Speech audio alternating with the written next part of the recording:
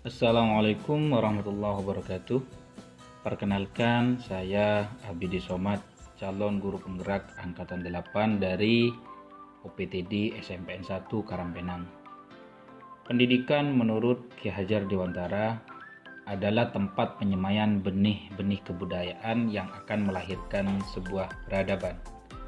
Pendidikan harus terus berubah dan berupaya untuk selalu mampu menjawab semua tuntutan zaman, karena perubahan adalah hal yang kekal yang terus terjadi. Menurut Ki Hajar Dewantara, terdapat 3 kerangka perubahan, yaitu 1. Kodrat keadaan, 2. Prinsip perubahan, 3. Apa yang berubah. Ketika kita hendak melakukan perubahan, perlulah kita memperhatikan kodrat keadaan, yaitu kodrat alam dan kodrat zaman. Kodrat alam terkait dengan alam tempat di mana anak-anak berada yang membentuk sebuah kebudayaan dan kebiasaan suatu masyarakat. Lalu kodrat zaman terkait situasi dan kondisi dari waktu ke waktu. Tentu tidak akan pernah sama, sehingga cara yang digunakan untuk menghadapinya pasti akan berbeda. Kita sebagai seorang pendidik harus paham dalam memaknai ini. Fasilitasilah anak didik dalam belajar dengan memperhatikan keadaan lingkungannya. Ciptakan pengalaman belajarnya dari lingkungan sekitarnya.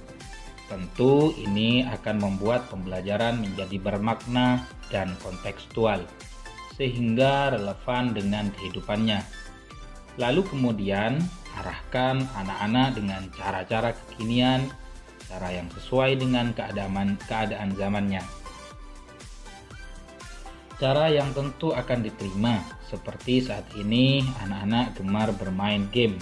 Hal ini dapat kita adopsi ke dalam pembelajaran dengan menggunakan model-model pembelajaran seperti misalnya game learning atau media-media pembelajaran yang menyerupai sebuah game permainan yang mengesankan.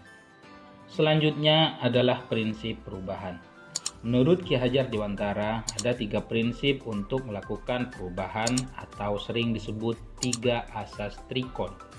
Di antaranya yaitu kontinuitas, konvergensi, dan konsentris. Kontinuitas maksudnya adalah ketika belajar kita harus berkelanjutan. Kita tidak boleh melupakan budaya dan sejarah dalam melakukan perubahan.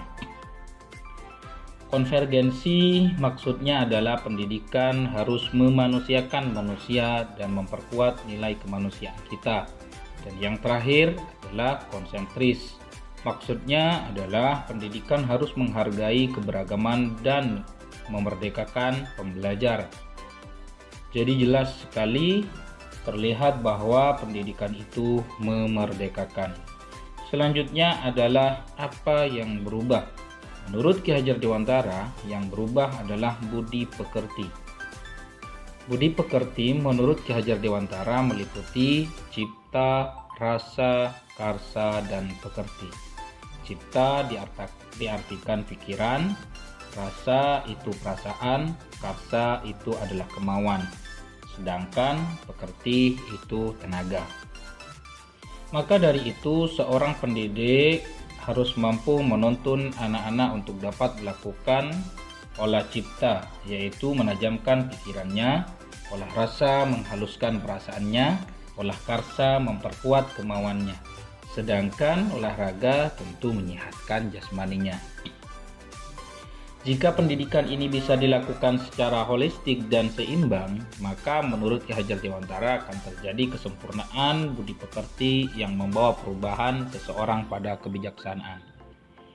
Selanjutnya, selain perubahan, inti filosofi pendidikan menurut Ki Hajar Dewantara keharusan untuk memandang anak-anak dengan rasa hormat, dengan melakukan pembelajaran yang berorientasi kepada anak sebagaimana yang dikatakan oleh Ki Hajar Dewantara, bebas dari segala ikatan, dengan suci hati mendekati sang anak, tidak untuk meminta sesuatu hak namun untuk berhamba kepada sang anak.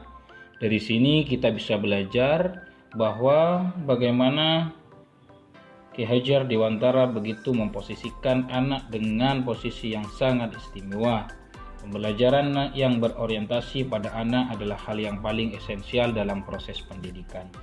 Untuk menerapkan pemikiran Ki Hajar Dewantara, kita bisa menggunakan berbagai macam model pembelajaran contextual teaching, problem-based learning, discovery and query, dan masih banyak lagi model pembelajaran yang dapat kita gunakan yang relevan dengan pemikiran Ki Hajar Dewantara. Semoga kita sebagai seorang pendidik terus dapat menerapkan filosofi-filosofi pendidikan yang disampaikan oleh Ki Hajar Dewantara. Semangat dan teruslah belajar kita sebagai pendidik Indonesia dalam menuntun memaksimalkan kodratnya.